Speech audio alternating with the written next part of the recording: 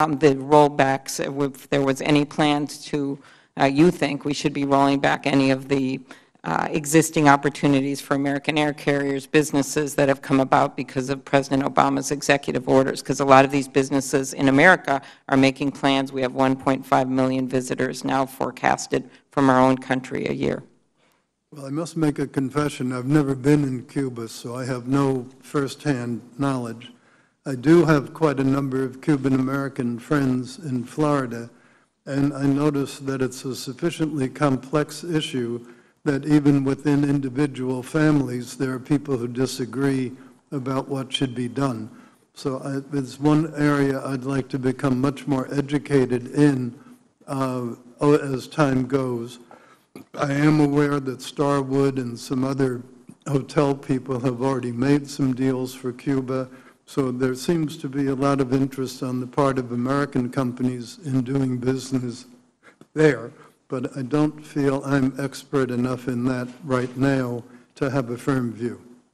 All right. Well, we look forward to talking with you about that. I will put on the record some questions about, I appreciated you raising broadband, the Dig Once proposal we have when people are digging for utilities to also make sure we lay fiber for broadband, and then also the importance of the foreign commercial service, and finally softwood lumber. But we can leave that for the written questions. Thank you very much. Thank you, Senator.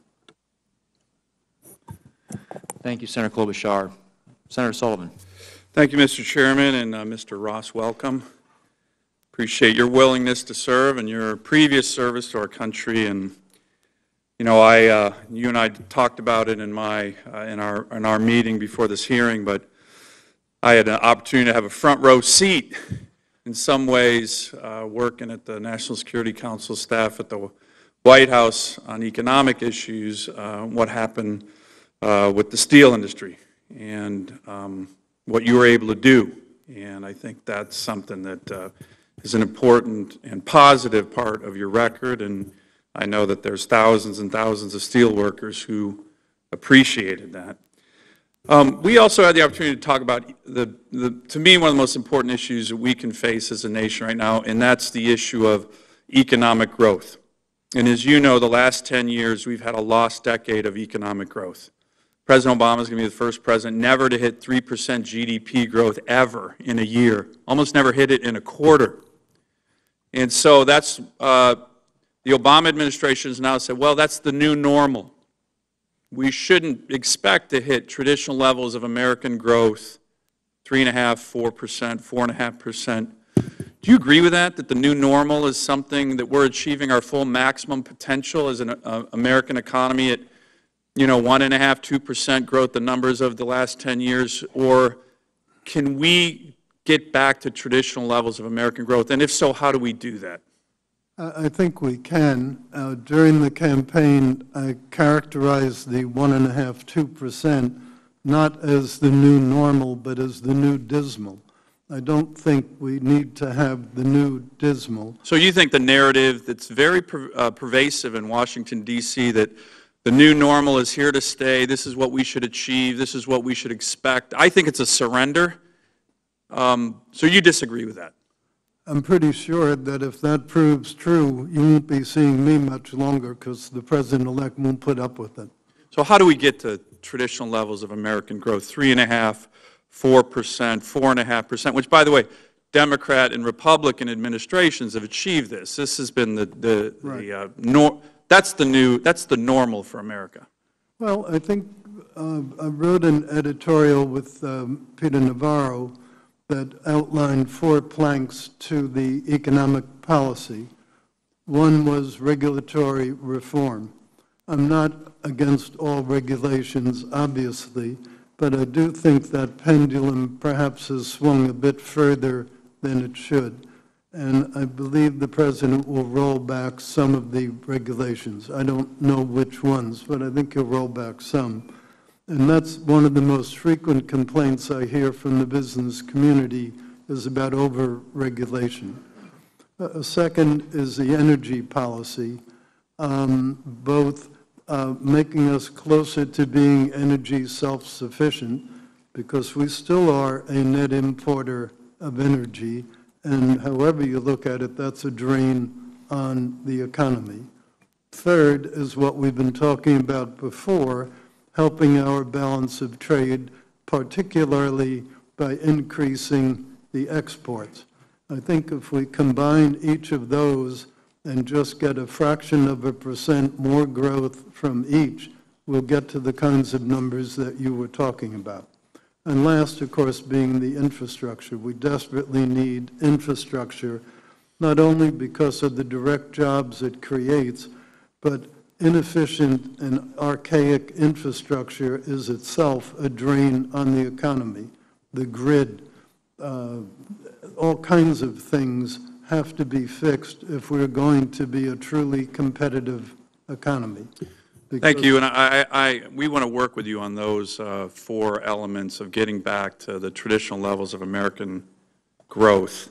I want to talk next, and I appreciate you highlighting the issue of fisheries and their importance to coastal communities.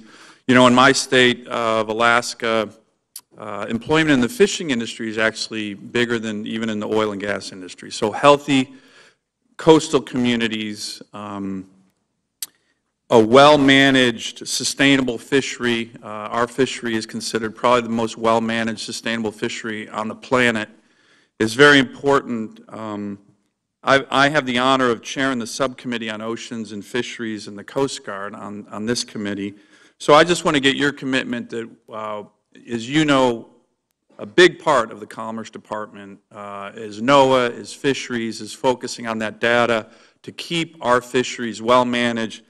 I just want to get your commitment to working with this committee, working with me, working with the subcommittee on those important issues for the country, for my state, and also on some of the personnel decisions that you'll be making, that the administration will be making, on having the best people who understand fisheries, understand Alaska. You know, I like to say we're the superpower of seafood.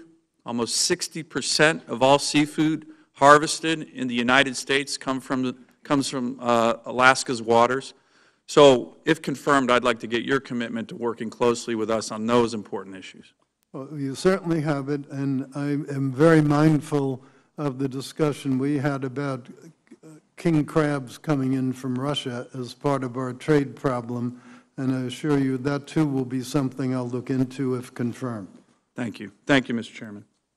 Thank you, Senator Sullivan. Senator Blumenthal. Thanks, Mr. Chairman. Welcome to the committee, and thank you for being willing to serve Mr. Ross. Let me begin where my colleague, Senator Sullivan, finished.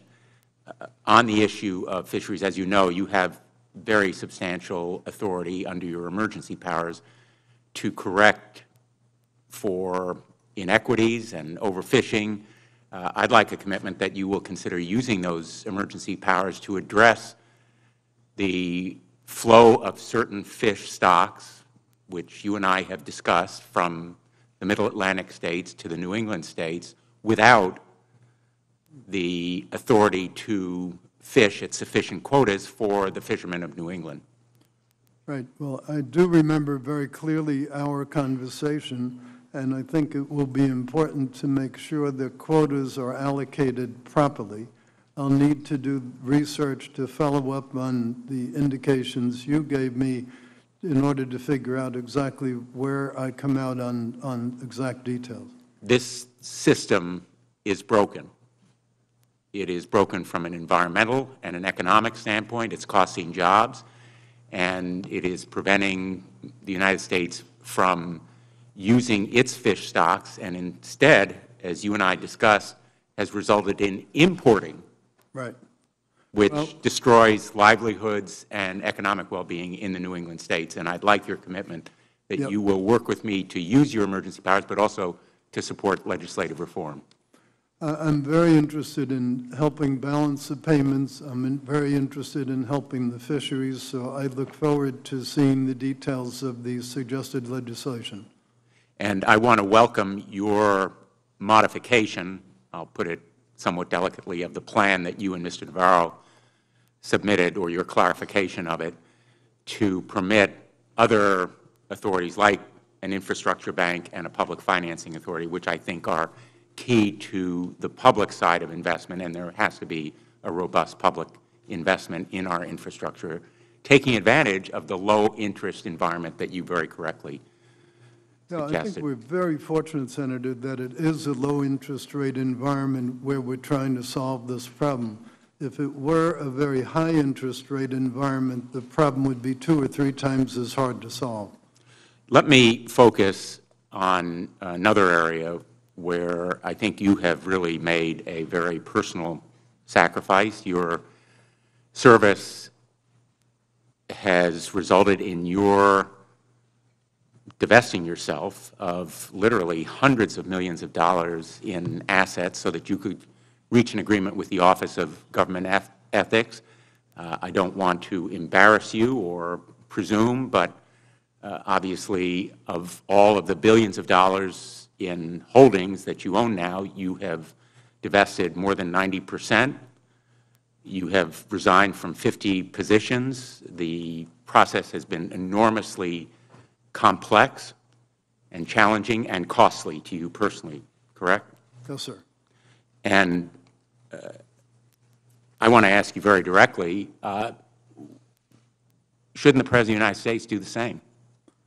Well, as I understand it, the ethics rules that apply to Senate-approved nominees do not apply to the President. But simply as a matter of appearance and morality, for that matter. You were able to do it. Why not the President? I'm not familiar enough, Senator, with the exactitudes of his holdings to have any judgment as to how easy or hard it would be to do it. You did it to avoid any conflicts of interest, correct? That is correct, sir. You now head an agency that will have direct authority that potentially could impact very seriously the President's financial well-being, correct? You head, for example, the Patent and Trademark Office. Yes, sir. The President's organization has 8 pending applications for new trademarks.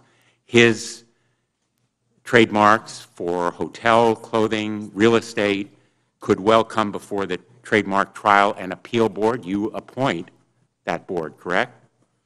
Well, I had a discussion yesterday morning with the current head of the U.S. Patent and Trademark Office, and I asked her how she was dealing with the matters relating to her former relationship with Google. And she outlined what I thought was a very thorough process for recusal and determining recusal, and I would intend to emulate the standard that she has set. But there's no way to avoid a conflict of interest when the one with that interest is the President of the United States. He is your boss. He's her boss.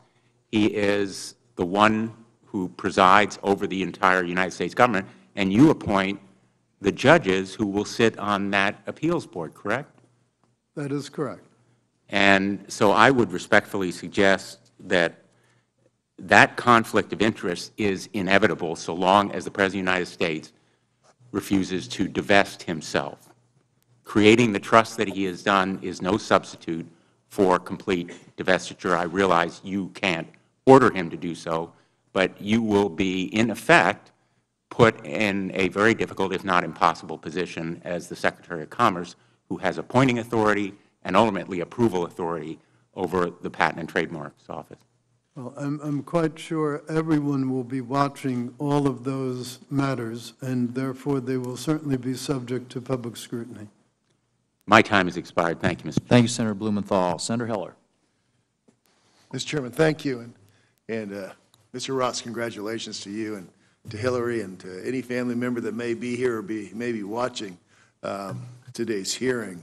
I'm grateful that you're here, and I'm grateful that you are willing to take this upon yourself.